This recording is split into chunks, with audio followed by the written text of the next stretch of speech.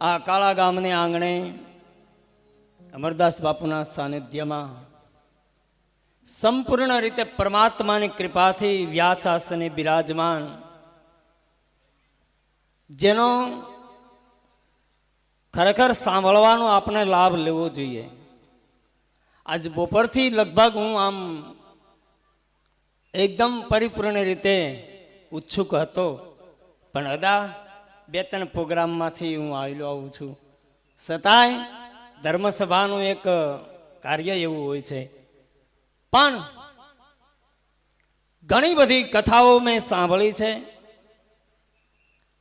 આપની કૃપાથી સાંભળતો પણ રહ્યો છું, અને ગુરુ કૃપાથી એને સમજવાનો પ્રયત્ન કરી રહ્યો છું. ત્યારે આજ મારી દ્રષ્ટિમાં પ્રથમ જો કોઈ વક્તા હોય તો આ જ ભૂમિમાં જે જન્મેલા એક, જેને અકાળાનું રતન કહેવાય, બ્રહ્મકુળમાં જેને જન્મ ધારણ કર્યો છે, ખરેખર જેને પાંખ ઉજ્જવળ કરી છે અને વક્તા જેને કહેવાય, એવા આજ વ્યાસાસને બિરાજમાન. અને આપ બધા હું જોઈ રહ્યો છું, એમની કથામાં બધાને તરબોળ કરી દીધા છે. એવા દીપેશ દાદાને મારા સૌ પ્રથમ પ્રણામ.